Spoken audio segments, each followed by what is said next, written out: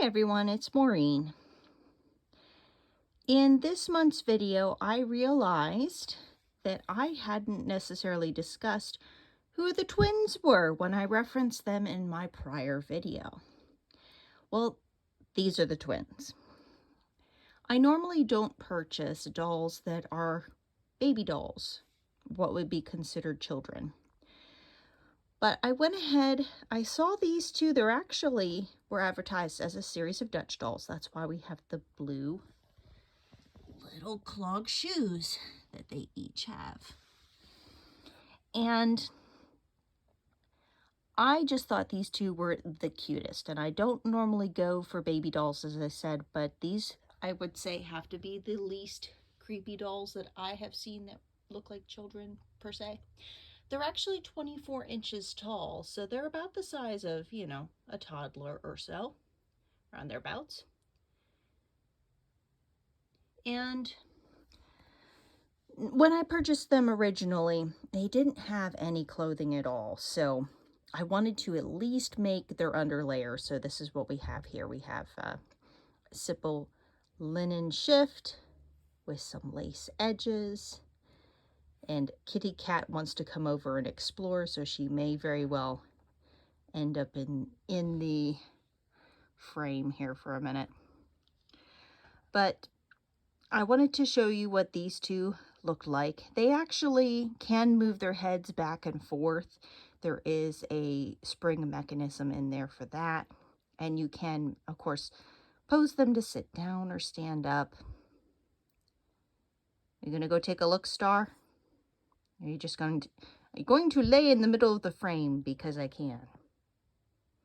Yes, that's pretty much our feline prerogative, is to just lay within view because I can.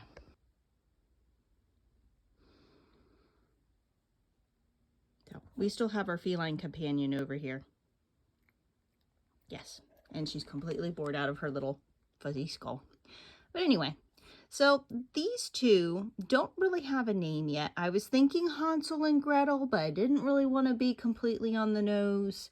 If I wanted something a bit more of a twin-like name, I guess you could go with Johann and Johannes. I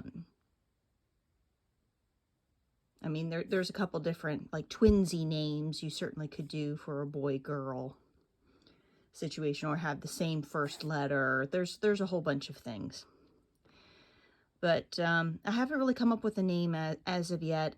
As I said, Hansel and Gretel seemed a little too on the nose. But if you have any name suggestions for these two, I'd be more than happy to, you can send me that as a message or put a comment on the video below. I'll take them into consideration.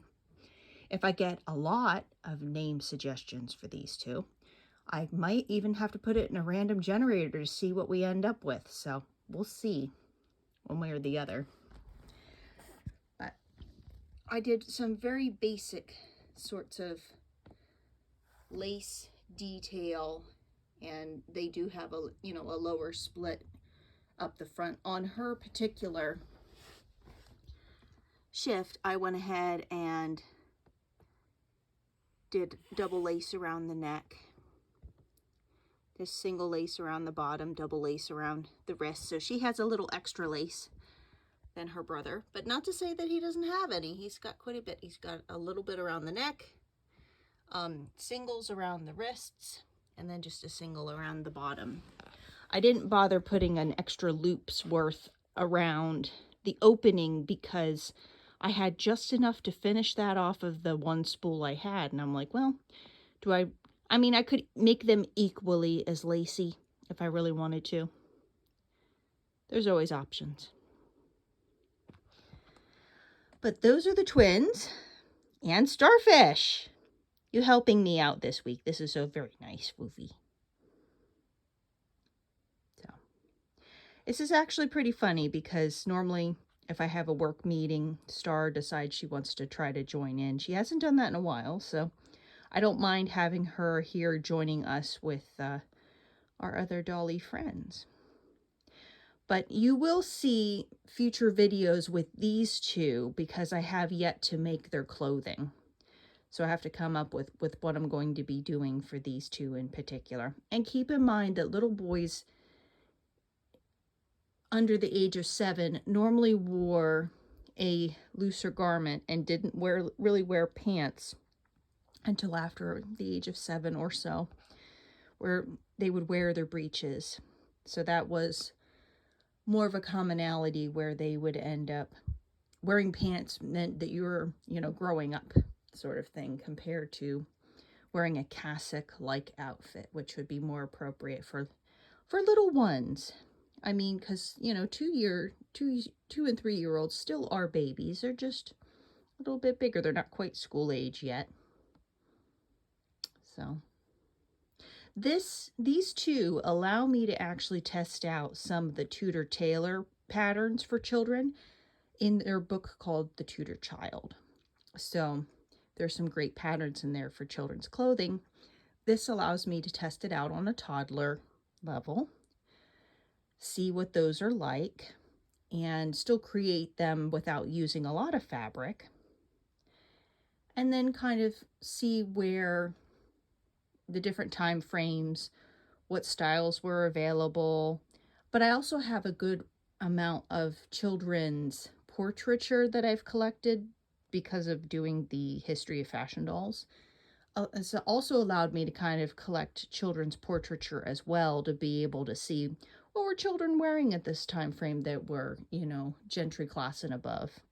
Because those are the only ones who could afford to have their portraits painted, would have been, somebody who had a bit of money. Not to say that there weren't other means, but it normally would have been like a group or setting sort of portrait per se, or painting, kind of like Peter Bruegel and his children's paintings.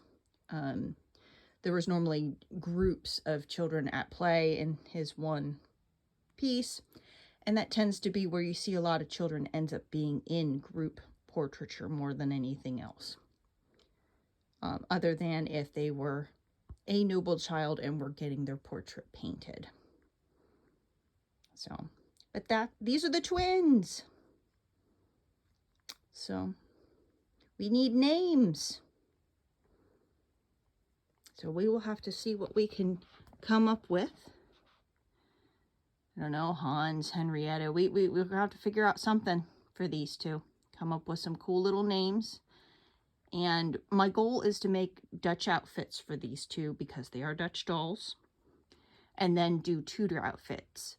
The clogs can go along with them because clogs were worn in England also for certain levels of work. So I'm going to try to play that into the different kinds of clothing that I create for these two as well. So I'm hoping maybe 2 or 3 outfits at the most. But what's nice is since these are a larger size, they're the same height as our friend over there, that I can really work closures on their particular clothing like I would for a little person.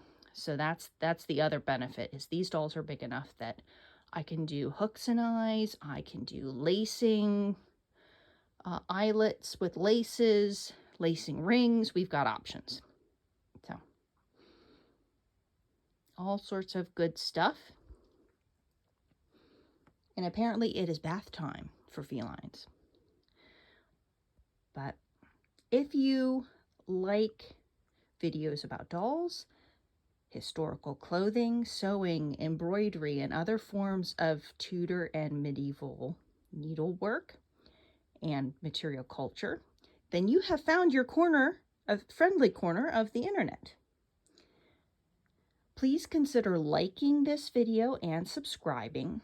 I upload once monthly, and we have fun with dolls and clothes and all sorts of neat Tudor and medieval things here. And I will be seeing you in my next video. Take care. Bye-bye.